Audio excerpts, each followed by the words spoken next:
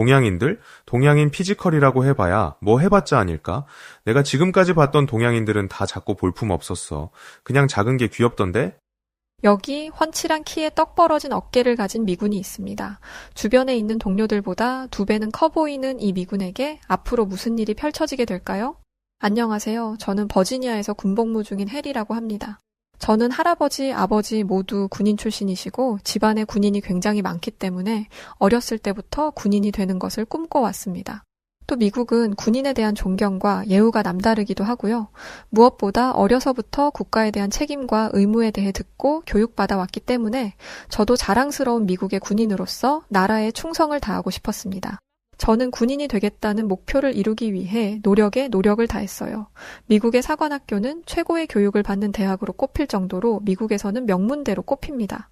당연히 입학하기도 어렵고 졸업하기는 더욱 어렵죠. 저는 최고 수준의 성적으로 사관학교에 입학했고 가족들에게도 자랑스러운 아들이 되었어요. 제가 매진한 것은 공부뿐만이 아니었어요. 신체적으로도 월등하고 싶었기 때문에 운동 능력을 키우는 데도 힘썼습니다. 그래서 어렸을 때부터 다양한 스포츠에 입문했죠. 복싱, 주짓수, 무에타이, 유도. 이뿐만 아니라 미식축구, 테니스 등 사교적인 스포츠에도 능통했습니다.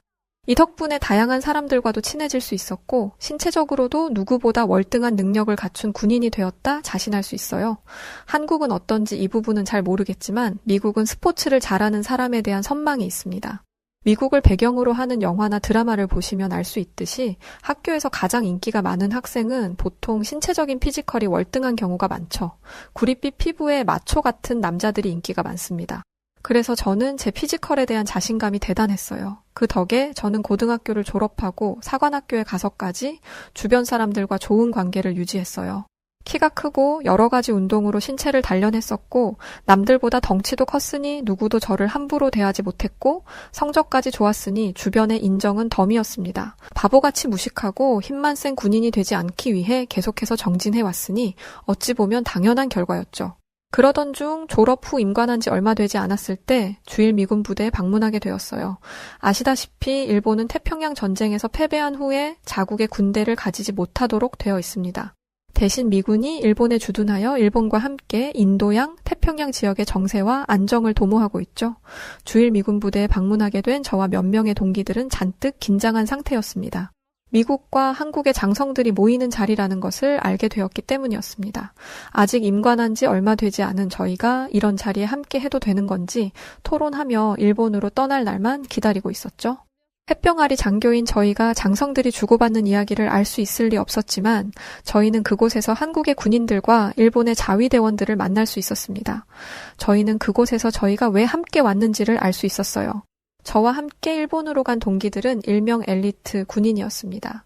그곳에 모인 다른 군인들도 마찬가지였겠죠. 저희는 함께 식사를 하고 여러 곳을 방문해보며 각 군대의 이야기를 들을 수 있었습니다. 일본은 군대가 없고 자위대만 있기 때문에 솔직히 처음부터 큰 기대는 하지 않고 있었어요. 제대로 된 군대도 가지지 못한 나라의 군사력은 보나마나 뻔하니까요. 또 다른 나라의 군인들이 오면 가장 좋은 곳을 보여주는 것은 미국도 마찬가지일 테니 제 눈에 보이는 것만 믿지 않기로 했습니다. 그런데 역시 제 생각은 틀리지 않았어요. 미국에 와서 듣게 된 소식이었는데 자위대에서 훈련을 받던 자위관 후보생이 훈련 도중 총기를 난사해서 2명의 자위대원이 사망했다는 것이었습니다.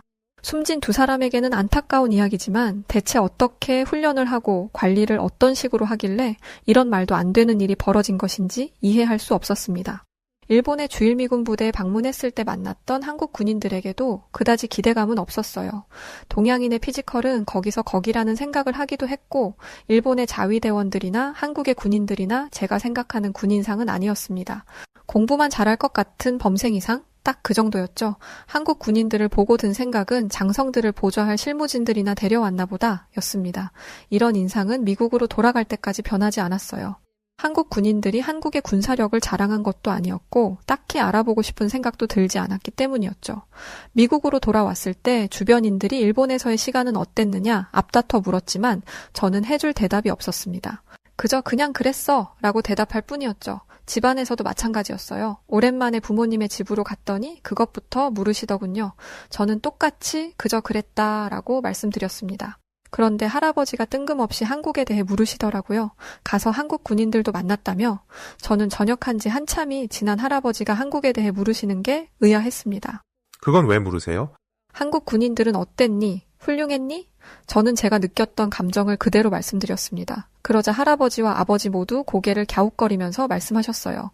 너도 나름대로 기준을 가지고 한국을 판단한 거겠지만 그것만 보고 한국의 국방력을 재단해서는 안 된다. 저는 두 분의 말이 어른들이 의뢰하는 충고 중 하나라고 생각했습니다. 예를 들어 항상 겸손해야 한다. 예의 바르게 행동해야 한다. 감사하며 살아야 한다. 와 같은 말이요. 두 분은 군인이시니 어떤 적이든 만만하게 생각해서는 안 된다는 의미로 말씀하시는 거라 생각했죠. 이후 제 머릿속에서 한국과 일본에 대한 생각은 새까맣게 지워졌습니다. 군사적인 이슈가 있었던 것도 아니고 훈련을 받고 군 생활에 적응하는데 정신이 없었거든요. 그렇게 시간이 지나 어느 정도 군인 생활에 익숙해졌을 때 주한미군으로 갈 사람을 뽑는다는 공지가 올라왔습니다. 저는 그 공지를 거들떠도 보지 않았어요. 추가 수당이나 혜택이 많았지만 저는 미국의 군인으로서 미국을 지키고 싶었습니다. 주한미군은 한국을 지키는 군인이라는 인식이 있었으니까요. 그런데 저와 함께 일하는 동료 중 한 명이 저에게 왜 한국으로 가지 않느냐 묻더라고요. 혜리 정말 안 갈 거야? 나는 혜리 네가 당연히 갈 거라고 생각했어. 몇 번을 말해? 나는 미국이 아닌 곳에서는 절대 군 생활을 하지 않을 거라니까. 그때 동료가 덧붙인 한마디 때문에 저는 한국행을 결정했습니다. 태권도 대회잖아. 대체 왜 안 간다는 거야? 거기서 평생 살라는 것도 아닌데. 태권도 대회가 있다고? 그것 때문에 지원자를 구하는 거였어? 동기는 기가 찬다는 듯 말했습니다. 뭐야, 제대로 보지도 않고 안 간다고 한 거야? 난 네가 당연히 갈 거라고 생각했는데 안 간다고 하니까 아주 의아했었어. 다시 한번 확인해 보니 정말 태권도 시합에 참가할 사람을 구하는 것이었더라고요. 당시 저는 태권도를 배운 지 1년이 조금 넘어가고 있는 상황이었습니다. 지금까지 수많은 운동을 섭렵해서 다른 운동에 도전해보고 싶은 마음이 있었거든요. 태권도는 지금까지 경험해보지 못한 스포츠였습니다. 물 흐르듯이 자연스럽게 이어지는 동작임에도 불구하고 그것들이 가지고 있는 파괴력이 대단했거든요. 특히 태권도의 발차기는 여러분이 생각하시는 그 이상의 힘을 가지고 있습니다. 그런데 이것이 한국에 대한 호감을 불러일으킨 것은 아니었어요. 제가 사랑하는 스포츠의 종주국이라는 것이 호감의 이유가 되기는 어려우니까요. 한 가지 예를 들자면 유도의 종주국은 일본이지만 세계에서 유도를 가장 잘하는 나라로는 프랑스를 꼽기도 합니다. 저는 군인이자 무도인으로서 현재를 사는 사람이며 무엇보다 실력을 우선하기 때문에 아무리 종주국이라 하더라도 실력이 부족하다면 인정할 수 없었어요. 그래서 시험해보고 싶었습니다. 태권도 종주국인 한국의 실력은 과연 어떠할지 보기로 한 것이죠. 물론 큰 기대는 없었습니다. 일본에서 만난 한국 군인들의 피지컬이나 외적인 부분이 저에겐 그 어떤 위협도 되지 않았으니까요. 그래도 태권도의 문화와 전통을 가장 진하게 물려받은 이들이니 무언가 배울 점이 단 하나라도 있을 거라 생각하며 저는 한국행을 결정했습니다. 한국으로 가는 동안 저는 2명의 군인들과 가까워졌는데 한 군인은 한국에 대한 안 좋은 시각을 가지고 있었고 다른 한 명은 호의적인 시각을 가지고 있었어요. 안 좋은 시각을 가지고 있는 군인은 한국에 대해 이런 평가를 내렸습니다. 우리 할아버지가 한국전쟁에 참전하셨었는데 할아버지가 보고 온 한국은 매우 더럽고 미개한 나라였다고 했어.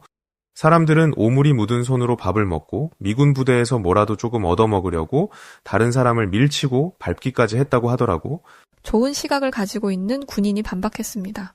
한국은 일본의 침략으로 황폐해져 있었고 그런 상황에서 전쟁을 겪은 거야. 우리는 전쟁을 직접적으로 겪어보지 못했기 때문에 전쟁터 한가운데에서 벌어지는 일들에 대해서 알지 못해. 그러니 전쟁을 겪은 사람들의 삶을 함부로 말하지 말았으면 좋겠어. 다른 군인은 비아냥거리며 말했습니다.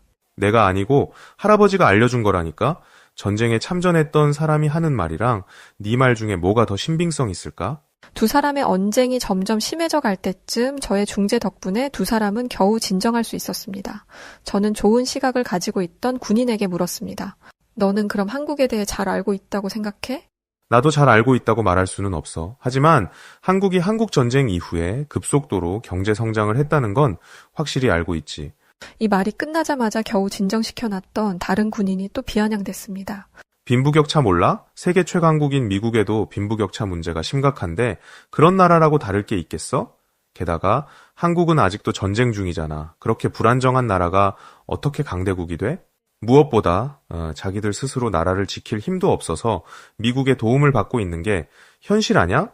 제가 한국을 잘 아는 것도 아니고 호감을 가지고 있는 것도 아니지만 한국을 방문하는 미군이 우호국가에게 노골적인 적대감을 내비치는 게 영 안 잊고 왔습니다. 그만들 좀 해. 이렇게 한국을 비난할 거면 대체 여기를 왜 온 거니? 시답잖은 논쟁이라 생각했지만 이 대화는 의외로 저로 하여금 호기심을 불러일으켰습니다. 과연 두 사람 중 누구의 말이 맞는 걸까? 한국에 오기로 결정했으면서 한국에 대해 제대로 알아보지 않은 제가 원망스럽더군요. 한국에 도착 후 비행기에서 내린 이후부터 조금씩 당황스러움이 찾아오기 시작했습니다. 이건 저뿐만이 아니었어요. 한국을 비난했던 다른 군인은 저보다 심했죠. 한국의 공항은 온갖 첨단 기계로 가득했습니다. 제가 군복무를 하고 있는 버지니아주가 시골이기도 하고 나고 자란 곳도 시골인지라 이렇게 화려한 기계들은 처음 봤기에 너무나 놀라웠죠. 저는 공항에 안내 기계가 돌아다니는 것을 보고 까무러칠 뻔했습니다. 한국을 비난하던 군인을 슬쩍 보니 놀란 건 둘째치고 신기해하지 않으려고 안간힘을 쓰고 있더군요. 그러면서 외국인들이 들어오는 곳이니까 가장 잘 꾸며놨겠지?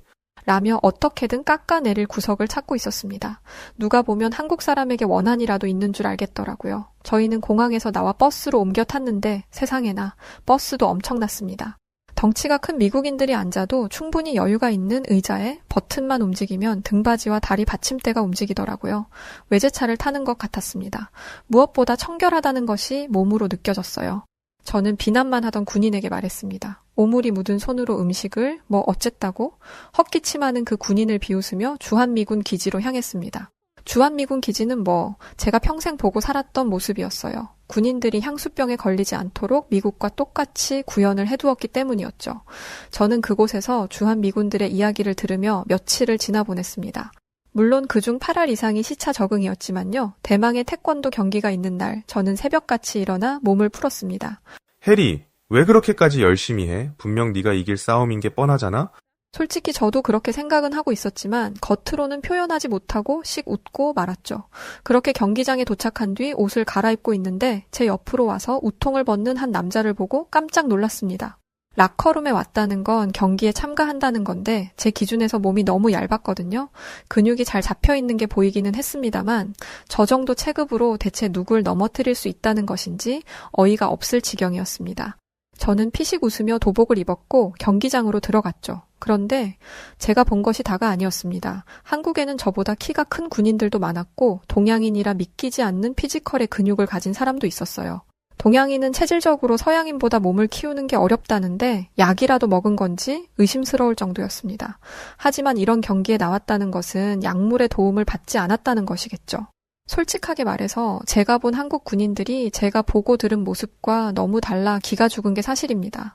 하지만 그럼에도 불구하고 이길 수 있을 거라는 자신이 있었어요. 저는 태권도뿐만 아니라 다른 운동들도 섭렵한 무도인이었으니까 말이죠. 그런데 본격적으로 경기가 시작되자 저는 얼어붙을 수밖에 없었습니다. 사람이 날아다니는 것처럼 보일 수 있다는 사실을 저는 그때 처음 알았습니다. 저를 미국에서 가르쳤던 태권도 선생님보다 훨씬 날렵한 몸짓이었어요. 그중에는 선수 출신도 있다고 하더라고요. 몸은 또 얼마나 유연한지 다리를 뻗어 공격하는 자세의 가동 범위는 자신들과 저의 레벨 차이가 얼마나 나는지를 날카롭게 꼬집어주는 듯 했습니다. 저보다 먼저 출전한 미군들 중 한국 군인들을 이긴 사람은 단 한 명뿐이었어요. 게다가 한국 군인을 꺾었다는 그 한 명도 한국계 미국인인 미군이었습니다. 제가 경기에 출전할 때가 되었을 때 미군들은 기대감이 섞인 표정으로 저를 바라보았습니다. 제가 가장 오랫동안 태권도를 수련해왔기 때문이었죠. 하지만 저는 이미 결과를 예상하고 있었습니다. 제가 이길 수 있을 거라는 기대를 버렸죠. 그럼에도 최선을 다했지만 역시 결과는 변하지 않았습니다. 태권도를 배우기 시작했을 때부터 지금까지 종주국인 한국에 대한 기대감은 조금도 없었습니다. 나 정도면 당연히 이길 수 있을 거라는 자신감으로 여기까지 온 것이었죠. 그런데 맥도 못 추리고 패배해버리고 말았으니 어마어마한 자괴감이 몰려왔습니다. 부끄러움에 고개도 못 들고 주저앉아 땅만 보고 있는데 누군가가 제 앞에 섰습니다. 고개를 들어보니 저와 경기를 한 한국 군인이었어요. 그 사람은 제게 손을 내밀며 굿게임이라고 인사했고 저는 그 인사에 힘을 얻어 한국 군인의 손을 잡고 일어났습니다. 매너가 좋은 사람이었죠. 미군들의 분위기는 바닥을 치다 못해 바닥을 뚫고 있었는데 한국 군인들과 함께 저녁 식사를 하러 가게 되었어요. 저는 동료들과 함께 이런 상황에서 밥을 먹을 수 있겠어? 난 그냥 들어가서 잠이나 자고 싶어. 와 같은 이야기를 나누며 억지로 질질 끌려갔죠. 그런데 우리 먹는 건데? 동료는 심드렁하게 말했습니다. 고기. 저는 어이가 없었어요. 고기? 미국에서 온 사람들에게 고기? 한국에 왔으면 한식이나 이런 것을 먹을 줄 알고 기대하고 있었는데 미국에 가면 발에 치이는 고기를 준다니 경기에서 참패한 것도 죽겠는데 밥이라도 제대로 먹어야 하는 거 아니야? 아니, 이왕 먹는 거면 그럴듯한 걸 먹어야지. 고기가 뭐야? 우리가 고기도 못 먹어서 졌다고 생각하는 거 아냐? 저는 한국 군인들이 참 센스가 없다고 생각했어요. 누군가는 일부러 우리를 엿먹이려고 이런 음식을 선정한 거라는 이야기도 했죠. 그런데 고기를 먹기 위해 세팅된 테이블의 모습은 정말 생소했습니다. 고기를 올리는 것으로 보이는 석쇠가 있었고 옆에는 갖가지 채소와 양념장 같은 것들이 있었어요. 스테이크에 있는 가니쉬 같은 용도인가 싶어서 보았는데 그건 또 아닌 것 같았습니다. 바구니에 채소는 왜 있는 건지 도통 영문을 알 수 없었죠. 얼마 지나지 않아 고기가 나왔는데 저희는 고기에서 눈을 떼지 못했습니다. 누가 봐도 최상급의 고기였어요. 이게 소고기라고? 이 소고기를 뭐라고 한다고? 한우라고? 한우라고 불리는 고기는 환상적이었습니다. 풍부한 육즙에 부드러운 식감까지.